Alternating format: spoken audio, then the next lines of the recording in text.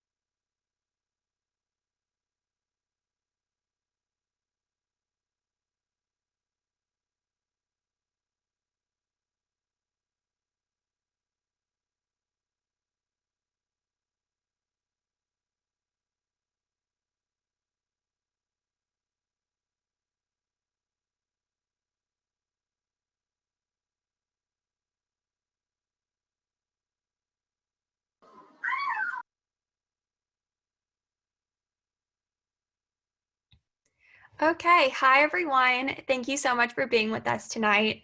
I'm Becca. I'm the Advocacy and Engagement Fellow here at UNICEF USA. And it's kind of my role to provide advocacy opportunities for volunteers like you and potential new volunteers. So I'm really excited to get to share some digital strategies with you tonight and ways to continue to do advocacy work even at this crazy time. Before I pass along to my team, I just wanted to thank you all so much for being here. I know how stressful this time can be. But your commitment to UNICEF Unite, the community, and to our UNICEF's mission really means a lot to us, and we're really excited to hear your ideas and provide some cool opportunities. I will pass it along to my colleague Ryan for him to introduce himself, and then he'll popcorn it to the rest of the team. Ryan, all you. Thanks so much, Becca. Can you hear me? Yep. Perfect. Hi, everyone. It's nice to see so many familiar names on the line. My name is Ryan Sassy, and I have the pleasure of working on our advocacy and engagement team based in New York City. Although this evening, you're getting an inside look into my bedroom in Brooklyn. I'm going to pass things over to my colleague, Sadie, now to introduce herself. Hi, everyone. Can you hear me? Oh, good. Awesome. Thank you for joining us again tonight. I work alongside Becca and Ryan in New York City, but I am home in, in my room. And I'm happy to be with you all tonight, passing it on to Rachel. Good evening, everyone. I hope you're able to hear me. Looking for thumbs up. I am Rachel Wistoff. I am a part of our public policy and advocacy team based out of Washington, D.C. It's 2 of us, myself and Mark Engman, and so happy to represent that side of the house this evening.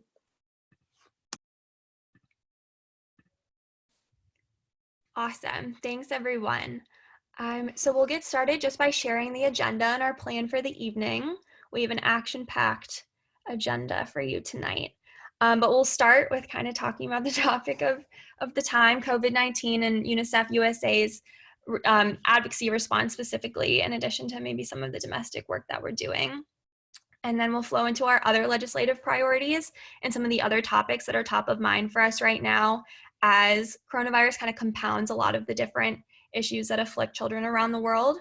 And then we'll transition into how to take action around this issue. So how can you connect with your legislators digitally, and how can you make your voice heard on other platforms to ensure that the crucial advocacy work that you guys contribute to all year round continues even through this time at home.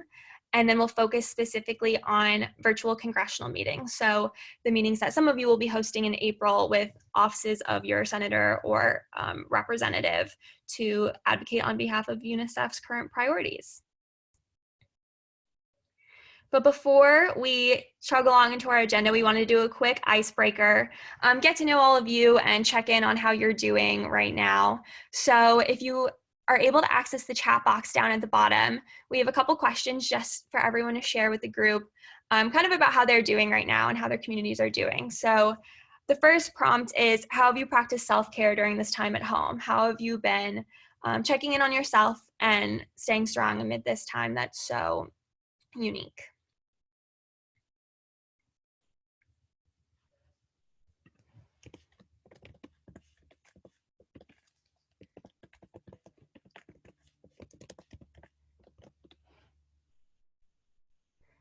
And you can share at the bottom just through the chat box and by clicking panelists and attendees.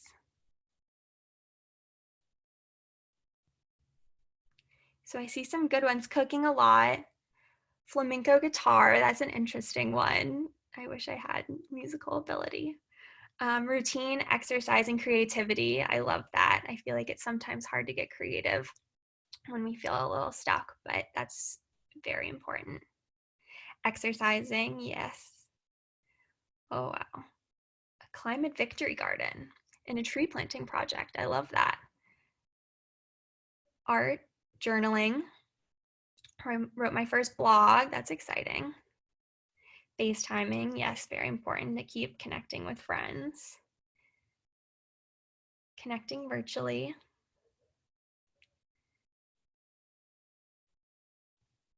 Adequate sleep, that's a big one. Just talking about that. Yoga, that's huge. I've been doing some yoga too. It's definitely very grounding. Extended walks with the dog. Love it. All such great ideas. I'm glad you guys have come up with some creative ways, more creative than I have been able to in the past few weeks. But we'll transition over into our second question. So we wanted to hear from you all. How have you reached out to help others during the COVID-19 pandemic? And how have you seen your community come together to help one another? So this can be, your family community, your neighborhood, your citywide community, whatever that might mean to you. Volunteering and donating. Social media, that's huge. Staying in contact with friends abroad and with family abroad. Donating masks and gloves, donations. Oh wow, they're coming in so quickly. This is awesome. Cooking for the homeless, that's great. Virtual birthday parties, that's a good one. I'm hosting one of those tomorrow. Bringing food and stuff to healthcare workers, that's amazing.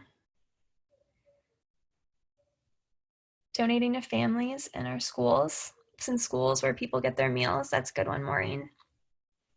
Preparing care packages for those on the front lines at the hospital, that's wonderful. Wow, these are all so great. I'm so impressed with how much you guys are doing to not only support yourselves, but support your communities in this really difficult time.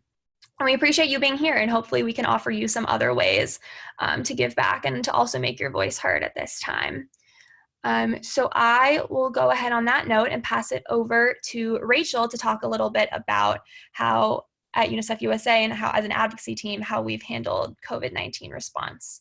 So Rachel, give me a second to spotlight you and then you're good to go. Thank you, Becca. And there is a fire truck in the background as we speak. So I saw a few of you are still going to work in the chat box. Some of you are the frontline responders or are related to those. And we're thinking of you every day. We know that it's a tough job out there and we really value your continued work and service. The other reminder I want to give before I dive in is that we are using Zoom tonight, which is different than previous technologies we've used. So there's the chat box and there's also a feature called Q&A. So as we talk, if you are a newcomer to our advocacy work or you just have questions, feel free to use that Q&A feature and we'll be sure to get to your questions throughout this call or later if they're more complicated and nuanced. So just to start, we want to let you know that UNICEF USA and our advocacy team have been active in responding and activating around the COVID-19 outbreak. We, in particular, have been following all of the various emergency funding bills that have passed Congress and some that will be forthcoming. And as those have passed, we've been publishing statements on how the US government policy decisions in response to COVID-19 have impacted families and children. We really want to look in on how these funding bills relate to families and children regardless of migration status, because we know that children are children no matter where they come from and where they live in the world. We've also been looking at the impacts of COVID-19 from both a domestic and an international perspective, because that's part of UNICEF USA's mission. Last week in particular, we mobilized very quickly. Some of you may have received a text message from us to ensure that relief measures for nonprofits like UNICEF USA were included in the most recent funding bill for the coronavirus. And we were fortunate that some of those relief measures were included in the latest round. So thank you for your support in getting out the word to your members of Congress. And that's from a federal level, but we're also activating through our Child Friendly Cities initiative. So through the CFCI efforts, UNICEF USA has established itself as a really trusted resource and a partner in about 30 US cities. They are in an acute phase of response. As you know, you live in these communities, and they're really focused on life-saving measures. So we've been in touch, we've been sharing resources from UNICEF, adapted through UNICEF USA, and we're trying to learn how we can be most helpful to those who are being impacted in those communities. So we'll continue to learn locally and then hopefully be able to continue providing more in-depth resources as we go. And there are a lot of impacts, a lot of direct impacts on families and children because of the coronavirus, and there's a lot of secondary impacts as well. So I'm going to turn it over to Fabi to go more in depth on that. Thank you, Rachel. Yes, as Rachel mentioned, there are a lot of secondary impacts of COVID-19 on children. And when we talk about that, when we talk about secondary impact, what does it look like for children that are at home, that are coping with the impacts of COVID-19? And a lot of that also includes the psychosocial, mental health, are scared of the health and safety of themselves, and for family members, they're afraid of going outside, and a lot of them are stressed too about the financial strategies. And so that is the mental health aspect. We also have the loss or lack of access to nutritious foods. As you've heard before, many children, when they go to school, that's the only time they get meals. And so we are also looking at the secondary impacts in terms of nutritious food. Greater risk of abuse at home and online. Children are spending a lot more time online.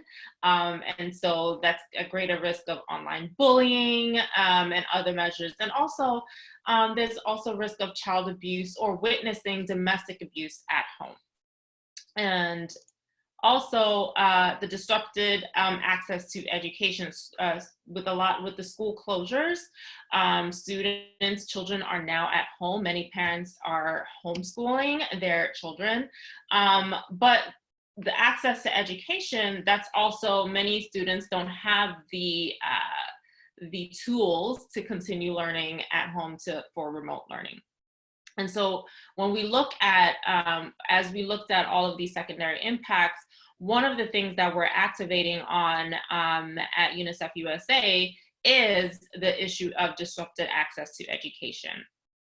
And so when we talk about education, at least 420 million children, youth globally are affected by school closures. And in the US, it's approximately 54.8 million children are impacted. And so what that looks like is that there are some, like, as I mentioned, there are some homeless students that don't have access to computers or Wi-Fi's. So there's a technological divide that is happening. And so the way we wanted to activate around that, and we encourage you to activate around this, is encouraging your governors and mayors to keep children top of mind as they create new policies to respond to the impacts of COVID-19, to include the ability of children to continue learning while out of school. And so the letter, when you send the letter out, it includes guidances. We can include that when we send a follow-up email as to the guidances that we are providing with mayors and governors to look at.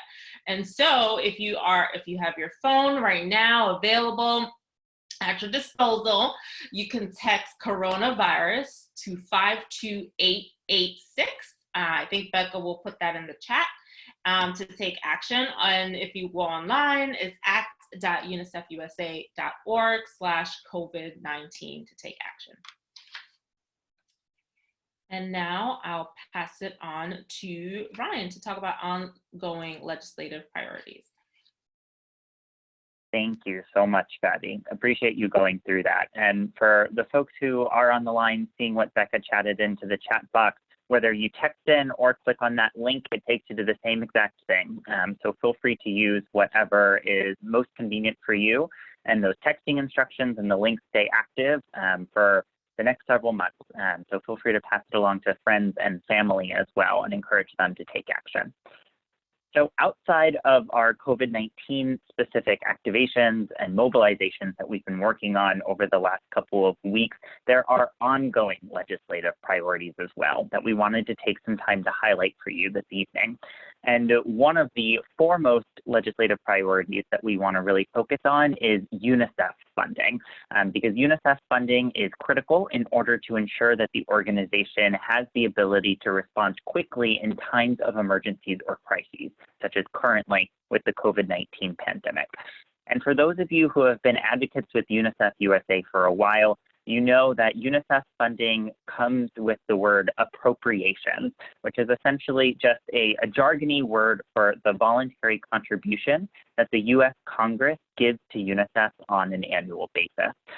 So each year, the U.S. Congress provides this contribution, and it specifically goes to UNICEF's core or regular resources. So these regular resources mean that the money can be used for anything that UNICEF chooses it should be used for, rather than money being earmarked for a specific program or a specific issue area. The regular resources is critical because if something happens unexpectedly during the year, such as an emergency, then UNICEF has an allotment of funds set aside that it's then able to use that in order to address the needs of children and families who are suffering as a result of that emergency. So this is why appropriations is particularly top of mind right now, because the appropriations money that UNICEF received this past year is allowing UNICEF to be more nimble in responding to the needs of folks within the current COVID-19 pandemic. So for those of you who were supposed to join us on Capitol Hill just last week for our annual Advocacy Day and annual summit, appropriations would have been our primary ask for Congress members on the Hill. And for those of you who are joining virtual meetings with your Congress members in the next couple of weeks, appropriations will remain a priority of those meetings. And we'll be talking about those a little bit later on in this call this evening.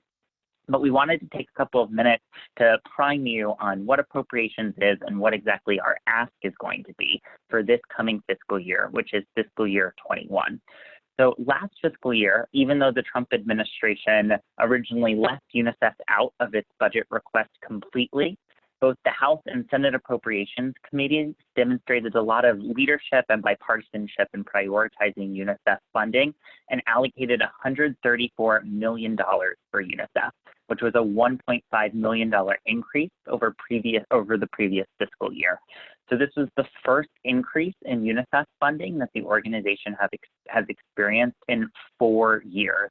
And it's a large result of the hard work that you all put into your advocacy efforts as grassroots supporters of UNICEF. Truly, we wouldn't be able to do it without you, because if we don't have grassroots supporters like you on the Hill or on phone calls and in virtual meetings with your Congress members telling them that this money is important, then it could easily get placed in or sent to another organization. So that's why we've gone ahead and put the link up here for you to take action on appropriations for this coming fiscal year if you haven't already done so. We encourage you to go ahead and click on that link, and you can write to your Congress members encouraging them to keep that funding level at $134 million. But appropriations isn't the only policy priority that we want to keep top of mind for the next couple of months. We have to maintain our voice on issues critical to the health and safety of the world's children, which continue to threaten children's well-being and are just compounded by the coronavirus pandemic. So to talk about another issue that we'll be prioritizing, I'm going to pass it on to my colleague, Rachel. Thank you, Ryan. And a quick reminder that as we go through all of these issue areas fairly quickly, please feel free to use the Q&A feature if you have any questions. Sometimes questions that you might already know the answer to could be beneficial for other people to know the answer to, or vice versa. If you don't have a clue and you're nervous to ask, don't worry about, there are plenty of others out there who have the same question. So as Ryan said, there are a lot of other legislative priorities we need to keep top of mind in this time. I wanted to read you a quote from Executive Director Henrietta Fore. This is from a recent press release, and it's on this topic of immunizations. She writes, "The message is clear. We must not allow life-saving health interventions to fall victim to our efforts to address COVID-19. UNICEF is committed to supporting basic healthcare and immunization needs in the worst affected countries, and to doing so in a way that limits the risk of COVID-19 transmission." So it's clear we're not going to stop just because of this outbreak. We can't say that children die of measles because we were too busy protecting them from COVID-19. It's a balancing act, and we really need to weigh and measure everyone's safety. We know that vaccines are one of the safest and most effective ways to save children's lives and improve health. Every year, immunization saves the lives of approximately 2.5 million children. That's a lot of children. But we also know that vaccine-preventable disease still accounts for about 1 in 3 child deaths every year. So a third of child deaths are attributable to a disease that could be prevented by vaccination. So fortunately,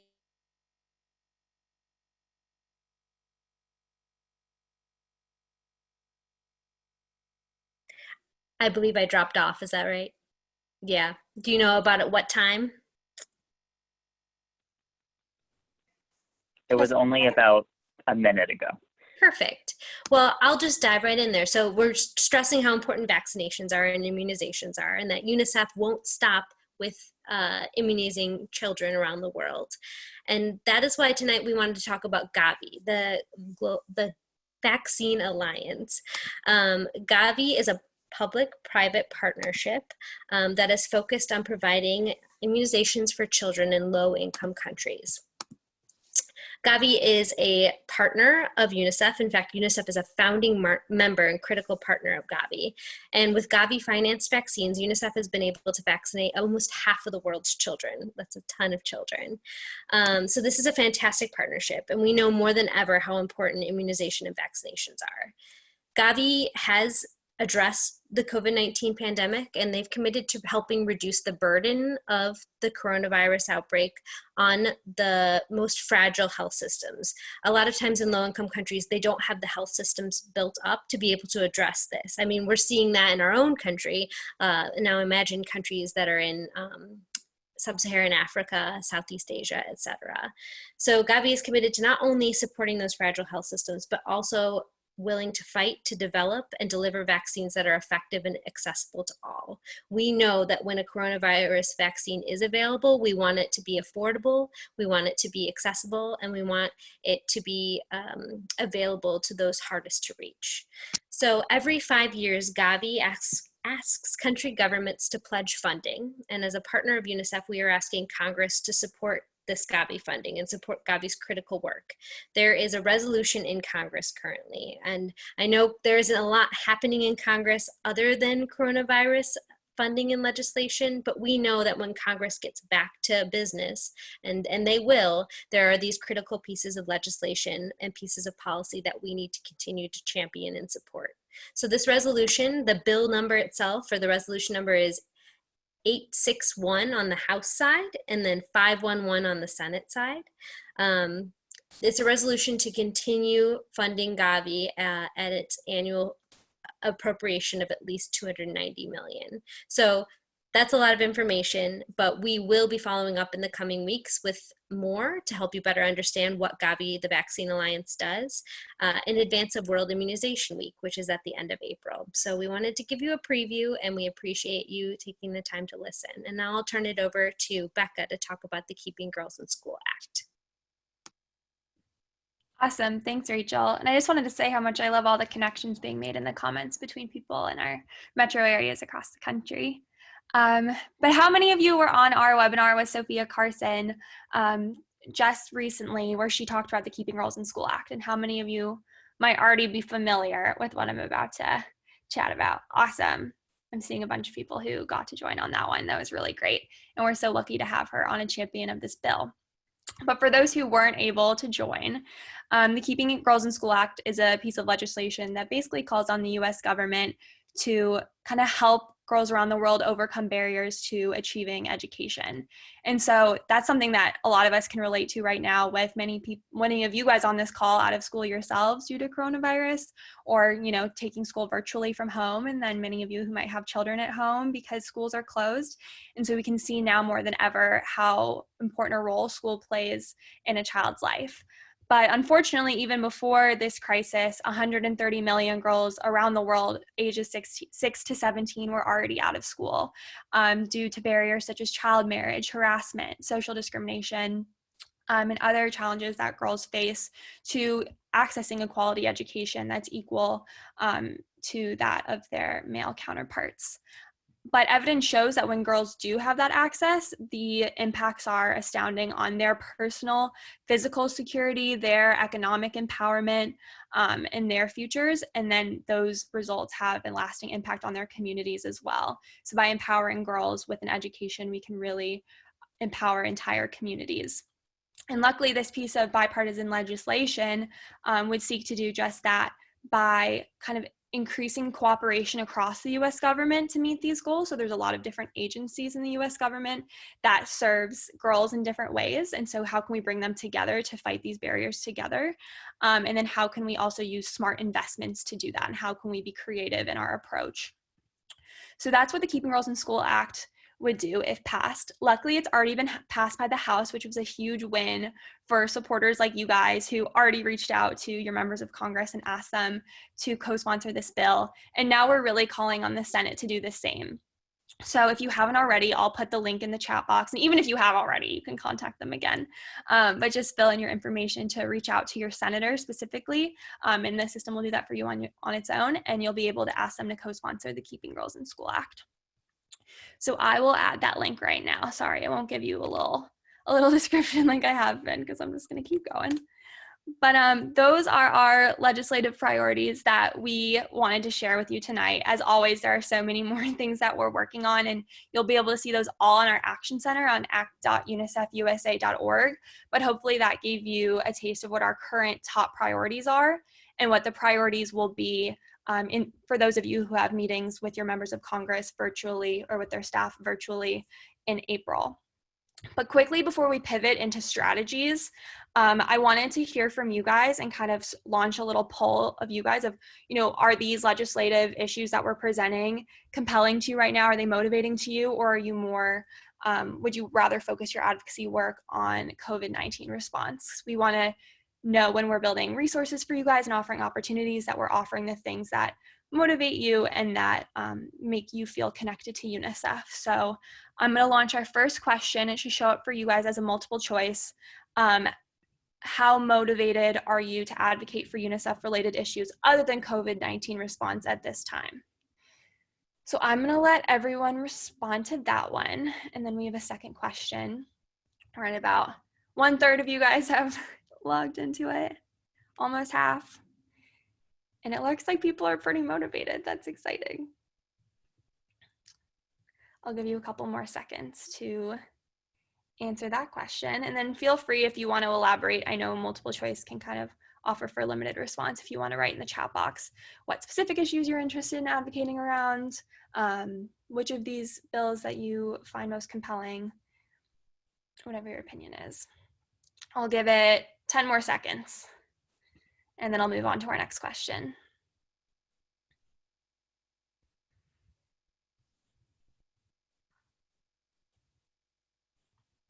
Oh, thank you. I'm so motivated. I really like the meeting.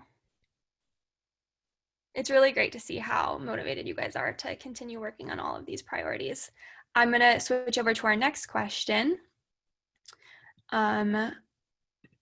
So if you had to choose one topic to advocate on currently, would you prefer to focus on the impacts of the coronavirus outbreak or on other issues related to UNICEF's work?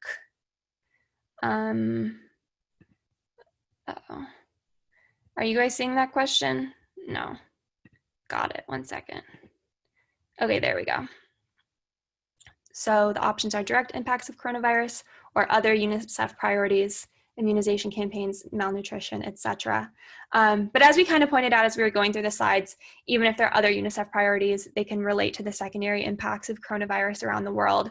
And as Rachel mentioned, issues like measles and issues that are just compounded by the outbreak and still require our attention.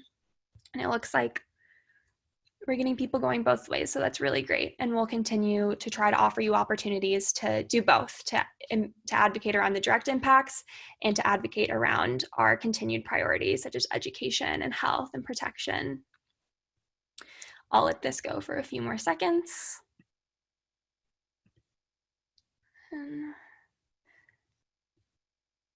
Okay, it looks like we've got a majority of you guys who have responded. So thank you for taking the poll. Keep writing your thoughts in the chat box and asking us questions in the Q&A. We'll all be answering those. And I'm going to kick it over to Fabi for digital advocacy strategies. Fabi, give me 1 second to close the poll and change the spotlight over. Okay. You got it, Fabi. Thank you, Becca, and thank you, Rachel, for that awesome presentation on Gavi. So I'm going to talk about digital advocacy strategies. We all know that Advocacy Day was meant to be last week, but unfortunately it's postponed. So we want to talk about creative ways to continue to take action on issues that we are passionate about. And then advocacy takes many forms. We have the big A, which is focused on influencing US Congress on specific legislation. And then we have little a, which is focused on pretty much doing on the messaging. Sorry, I'm like working, here we go. On advocating for UNICEF and the protection and survival of children in the public eye through social media, in-person events, promotion of UNICEF USA campaigns. I know some of you have done op-eds. So those are the things that we talk about when we talk about little a advocacy, which is pretty much a lot of the things that we'll be talking about in the next couple of slides in the next couple of months, because we are not able to do big A. So how to advocate virtually. So many of you know about our tool, Phone to Action. If you go to act.unicefusa.org, you'll find a lot of our advocacy activations that you'll be able to participate in and share with your friends. And we also have our social media toolkit, and I'll share my screen with you on how that looks like. Becca, let me know if you shared it in the chat. Yes, can do that.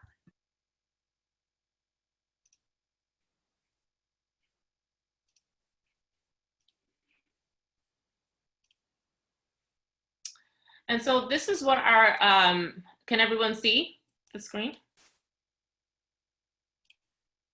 Sorry, everyone. So this is what our social media toolkit looks like, where we provide you with the messaging and the graphics, and you're able to share on your social media, share it with your friends. And so we encourage you to do that also, and tag your legislators as well. And you'll see a lot of it is for Facebook, Twitter. And so there's different platforms that we have. We have Instagram. And so there's different examples of how you can use your platform to advocate on behalf of UNICEF USA's priorities. And so one question I have as we're talking about social media, what are some ways or some ideas that you think we can use, or you can use your platform, whether it's Instagram or TikTok? What are some ways that you can use your platform to advocate on UNICEF USA's priorities? Becca, let me know what they're saying in the chat.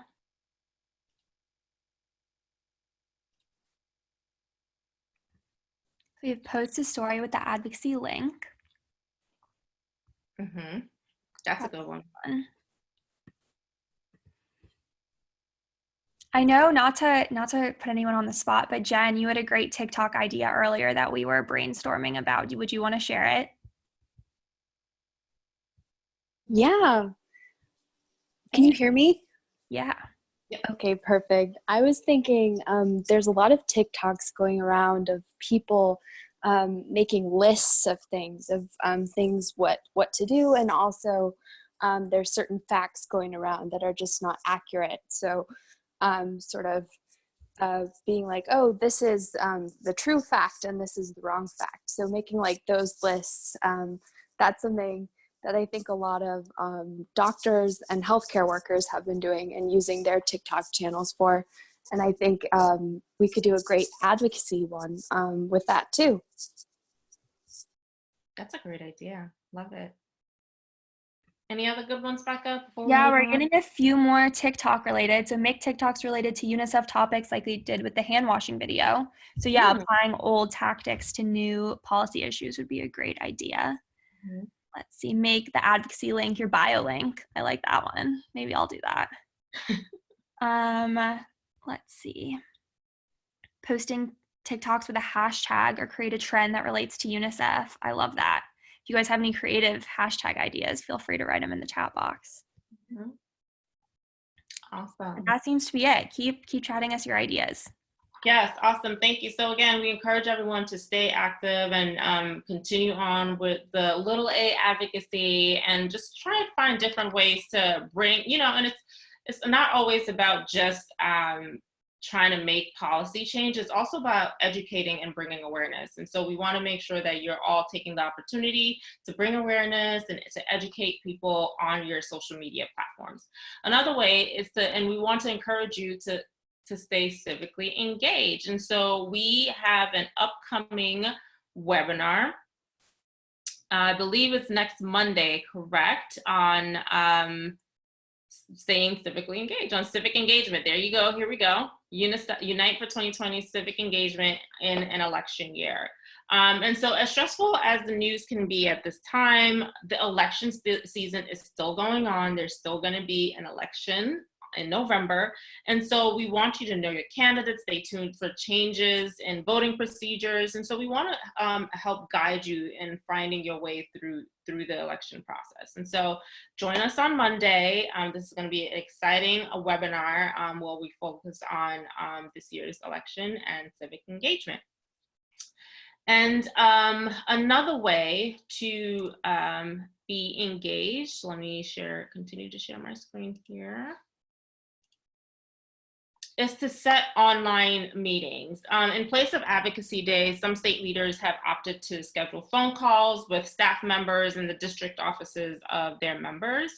So for those taking part, please stay on the line for an overview of what to expect. For those who wish to take part, please reach out at advocacy@unicefusa.org and we'll walk you through the process. And everyone is welcome to stay on or go back to their Monday evenings before we move on at the end of the webinar. But I will go ahead and pass it off to Becca, who will talk more about virtual advocacy meetings. Awesome. Thanks, Fabi. Let's see. There's my video. So yeah, really, this is open to anyone who has been on the call so far, but especially those of you who have been working with me to prepare for virtual advocacy meetings or those who are interested in doing that. We have some tips and tricks that we've brainstormed, like you guys, this is new to us, and conducting these meetings virtually will be a new challenge, but we've come up with brainstormed some ideas to kind of mitigate some of the challenges that come along with communicating virtually. But feel free to offer your own ideas as they come up throughout this conversation. But the biggest thing is to keep our team in the loop. So you guys all are totally welcome to email advocacy@unicefusa.org at any time, and we highly encourage you to CC us in any communications you have with congressional offices, because that's how we know that you're working on scheduling a meeting, and that's how we can jump in and provide you with the resources that you need to conduct the meeting, in this case, even the Zoom link to have that conversation, as well as information and talking points for you to discuss. So the first step is always to include or email directly advocacy@unicefusa.org. Second piece of advice is to stick to the legislative meeting agenda. So one of the resources that I was just referencing is the agenda that we use that's kind of standardized for all of our advocacy meetings. It's not a script. By no means would we ask you just to stick to it, but it's just so you can go into these meetings feeling confident with talking points, and you aren't just having to come up with the information or researching the information yourself.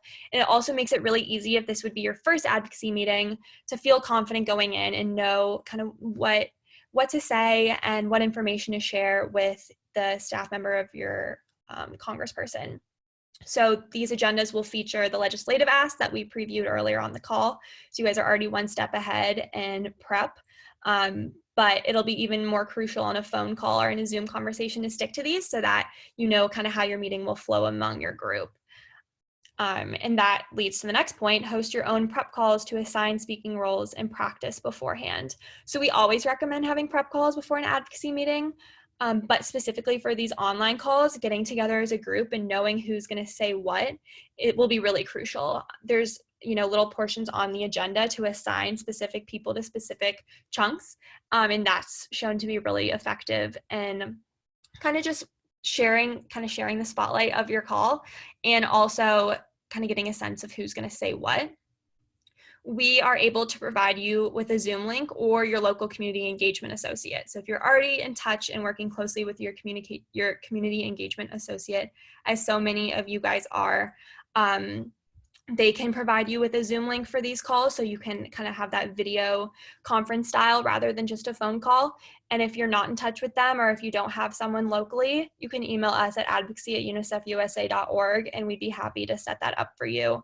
And basically all that we'll do is we'll set up the meeting in our back end and then send you the link to access it, so that when it's time for your meeting, you can sign in, and you can also share that link in advance with your contact, and they can log in at the same time. And then you can have a face-to-face conversation like we're doing right now, rather than a phone conversation.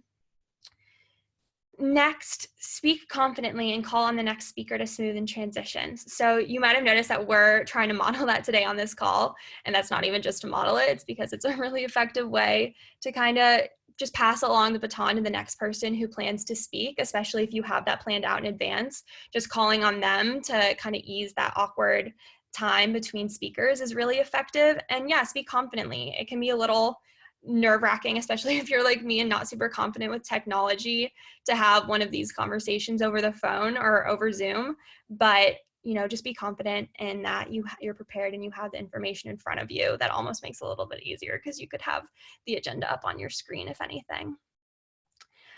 Follow up with the office with the drop kit materials. So yeah, after every meeting, of course, you want to follow up over email.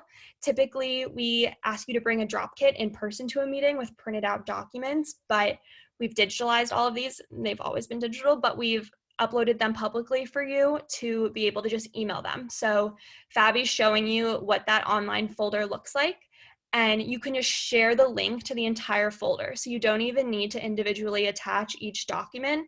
You can share the link to the folder, which I'll give you that link when you have a meeting scheduled.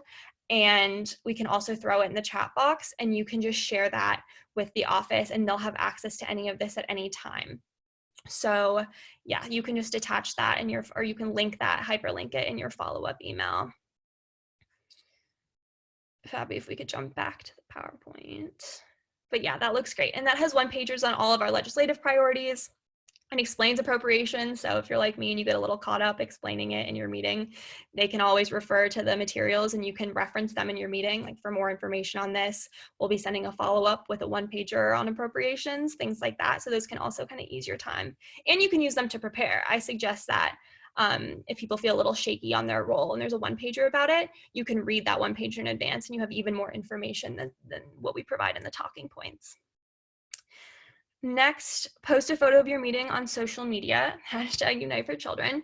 So even if these meetings are virtually, you can very much still, maybe take a little photo or a screenshot on your phone or on your laptop, maybe try and throw some Unite or some UNICEF swag in there and post it on your story and tag @UNICEF USA, or maybe tweet it out, whatever social media you prefer.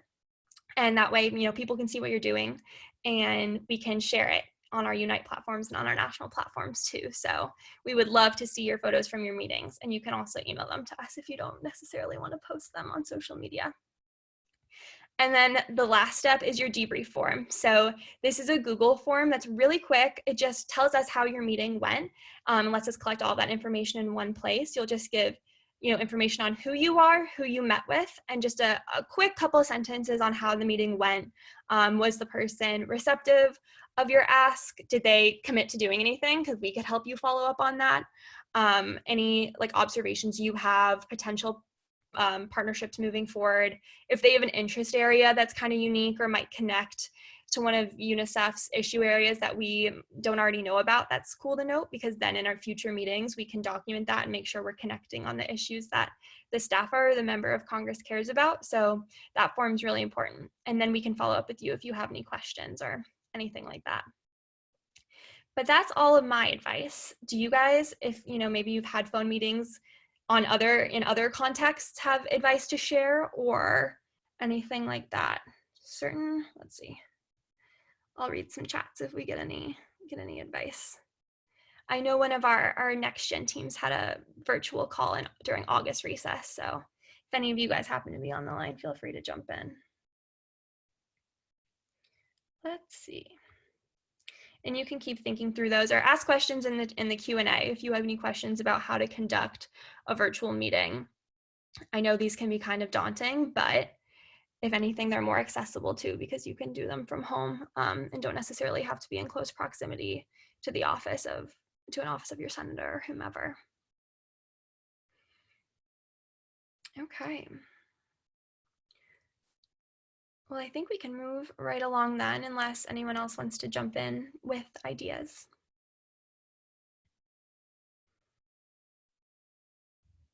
We got one suggestion in the chat box. Main lesson with advocacy on the Hill or with elected official. You usually only have a few minutes, so be sure to not forget to ask. Yeah, that's a good one. I feel like sometimes we can get caught up in conversation or in a lot of the kind of beginning, get to know yous, and forget that the real meat of the meeting is our legislative asks. Awesome. Becca, I also see a great question on the line about the use of Zoom during these meetings and whether we would recommend that folks share their screen during the meetings with the Congress member or the congressional staff as well. And I would definitely say yes, in order to make sure that people are able to see the same resource that you're all referring to.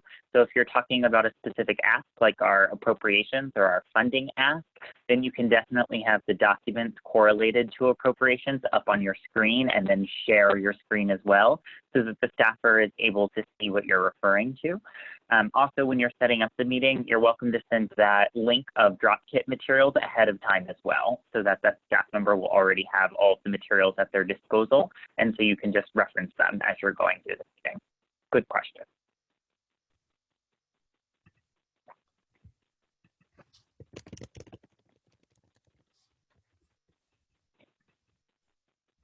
So should we switch gears a little bit and talk about some Q&A that we've been asked throughout the entire webinar? Does that sound good? Yeah, let's go for it. Brian, do you want to lead that? I can turn the video over to you. Sure. Sounds I'm happy to. all you. All right. Thank you all for being so active throughout this webinar. It's so exciting not only to see all of the comments and questions in the chat box, but the questions coming in via our Q&A feature as well. So if you do still have questions, please do put them into that Q&A feature and we'll be sure to get to them. One question that I saw come up a couple of times, both in the chat box and in the Q&A, is about some of our international folks. So if you are originally from overseas, but you currently live here in the United States, when you're taking any of our online activations, make sure to use your domestic address here in the United States. When you put in your contact information into the online platform, it asks for your address because it's going to automatically connect you to your Congress members for your particular congressional district in your particular state. So if you're entering an international address, then it's obviously not going to be able to find your Congress members in the U.S. Congress. So make sure you're using that domestic address. And then same thing for joining meetings and such. We, of course, welcome your participation in those meetings. We just ask that you provide us with your domestic address, and then we can match you with the appropriate Congress members so that you're meeting with the right folks. But that's a fantastic question. Let's see what else we have. We had a question about how can we schedule a meeting. So there are some state leaders who are responsible for scheduling meetings for Advocacy Day before it was unfortunately postponed. And so they have opted into scheduling meetings. Or if you are interested individually and you are not aware whether you have a state leader or not, you can reach out to us at advocacy@unicefusa.org. Once again, it's advocacy@unicefusa.org, and we can be sure to connect you with the right person.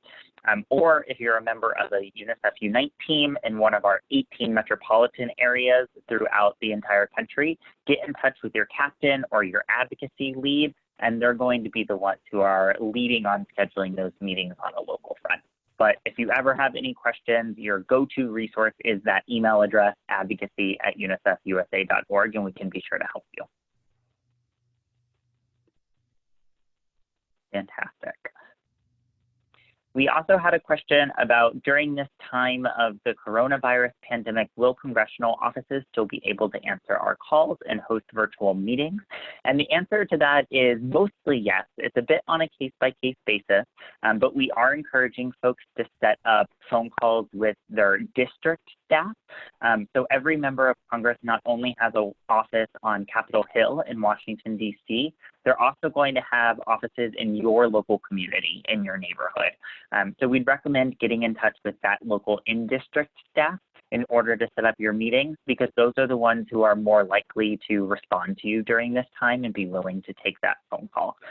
So if you do have questions about how to get in touch with that in-district staff, you can just reach out to us at that email address, and we'll be sure to offer you more guidance on how to do so.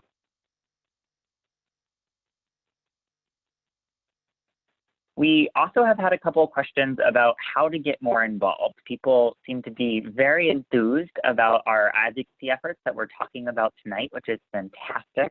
And we'd love you to get more involved if you're interested. So if you haven't yet done so, we highly encourage you to go ahead and sign up for UNICEF Unite online. You can do so by going to unicefunite.org and putting in your contact information in order to get into our system as an official uniter. If you live in one of the 18 metropolitan areas across the country that does have a formalized Unite team, then upon registering, you'll have the option to sign up for that team as well, where you can connect with other uniters in your local community.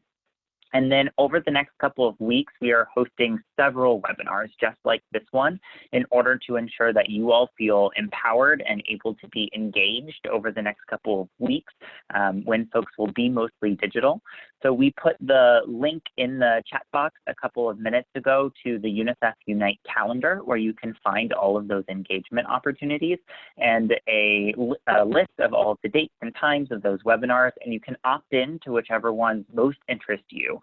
So we definitely encourage you to do that, because it's not only a great opportunity to sharpen your skills when it comes to your knowledge about UNICEF's work, but also gives you the chance to connect with other uniters, not only in your local community, but from all across the country, which we already see some of those connections being made in the chat box tonight, which is fantastic. Another great resource is our UNICEF Unite Facebook group. If you're not a member of the UNICEF Unite Facebook group yet, you can go ahead and request to be a member of it.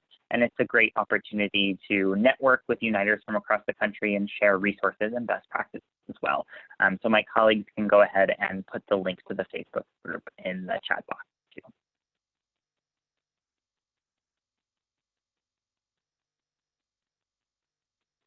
Great. So I see a couple questions from people who are new to the UNICEF and the Unite families and are trying to find more information about how to get involved. So hopefully my answer just covered that. But once again, I'd recommend signing up for UNICEF Unite, which can be accessed at unicefunite.org. And by doing that, then you'll get put on our email list, and you'll get all of the latest opportunities for engagement directly to your inbox. You can also go to that Unite calendar that's in the chat box in order to learn about upcoming webinars and other opportunities. I got a question about whether we have a LinkedIn group as well. That's a fantastic question. We do not have a LinkedIn group as of right now, only that Facebook group. But if several folks think that would be of interest, please put it into the chat box and we can definitely consider that moving forward.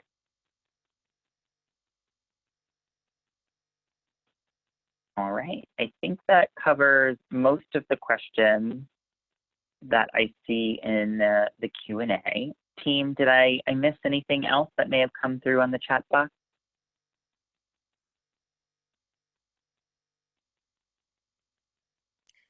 Been flying fast and furiously, Ryan. I don't know. If we did miss your question, we'll be sure to come through the chat box after the call to make sure that we are accountable to each of you. And again, the best bet, if you still have remaining questions, is to email advocacy@unicefusa.org.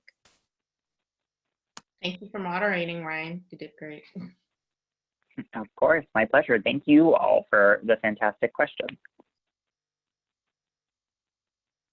Awesome. Well, thank you for being with us here tonight. We'll let you go about your Monday evenings. But again, if anything comes up, email us at advocacy@unicefusa.org and keep taking care of yourselves and checking in on what's new with our advocacy team at our Action Center.